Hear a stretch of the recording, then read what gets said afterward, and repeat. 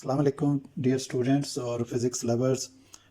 बिलाखिर NASA ने जो है वो एक्सेप्ट कर लिया कि दे हैव फाउंड यूएफओज, जिनको अब नया नाम दे रहा है नासा, और अब उनका नया नाम रखा गया है यूएपी। यूएफओ कहते थे अनआइडेंटिफाइड फ्लाइंग ऑब्जेक्ट्स, और अब इसको कहा गया है अनआइडेंटिफाइड एरियल फिनोमेना। और ये सब कुछ हुआ इस वजह से कि there become a whistle blower David Grusch. उसने एक इंटरव्यू दिया। और who is David Grusch? David Grusch एक इंटेलिजेंस ऑफिसर था जो इस प्रोग्राम पे काम करता रहा, और basically he is a pilot. तो उसने एक इंटरव्यू दिया मीडिया पे आके, और उसने बताया कि बहुत अरसे से एक ऐसा प्रोग्राम जो है वो नासा चला रहा था जो पूरे अमेरिकन को भी नहीं पता था, जिसमें इनका राब्ता हुआ है एलियंस आप उनको कह लें, या नॉन ह्यूमन ऑब्जेक्ट कहा जा रहा है, नॉन ह्यूमन ओरिजिन, सॉरी। तो उनसे रब्ता इनका है, और कब से है वो डिकेड्स से है। वो ये कह रहे हैं कि बहुत अरसा हुआ।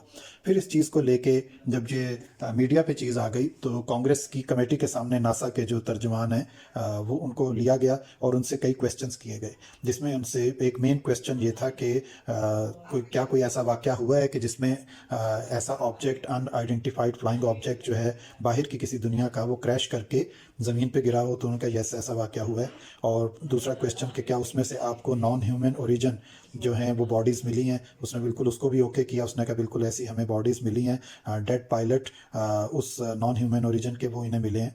तो उसके साथ कोई इंटेलिजेंट कांटेक्ट उनका, तो उसको भी उसने यस किया, लेकिन उसकी तफसील बताने से इनकार किया कि हम वो चीज़ें नहीं बता सकते। नेशनल सिक्योरिटी के नाम पे उन्होंने बताया कि ये नहीं हो सकता, हम कि ये चीज़ें बताएं।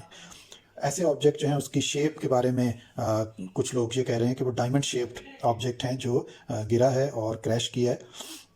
तो इस तरह आप ये कह लें कि बहुत अरसे से जो लोगों के लिए एक अभाम था कि पता नहीं बाहर की दुनिया में कुछ है भी कि नहीं, कोई लिविंग ऑर्गेनिजम्स वहाँ पे रहते हैं कि नहीं रहते, तो उसको नासा ने जो है वो आप ये कहें कि कबूल कर लिया है। और ये कुछ लोगों का ये कहना है, साइंटिस्ट का, कि उनके 1930s से राब्ते हैं एलियन से, जिसको बहुत अरसे इन्होंने छुपाए रखा, या उसके खिलाफ उन्होंने ये कहा कि हम रिवर्स कंपेन भी चलाते रहे, ऑपोजिट कंपेन, की ऐसी कोई चीज़ नहीं है। लेकिन अब चूंकि इस इंटरव्यू के बाद जो कि डेविड क्रश ने दिया है, तो उनके लिए इस चीज़ से इनकार करना नामुमकिन था।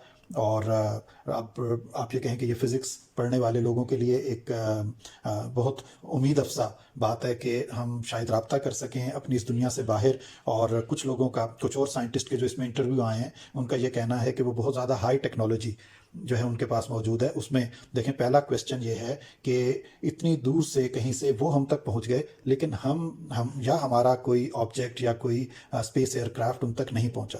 हमारी जो अभी तक मैक्सिमम अप्रोच हुई वो मून तक हुई, that is just away 3,80,000 kilometre away from us, और वहाँ तक ह्यूमन ने लैंड किया।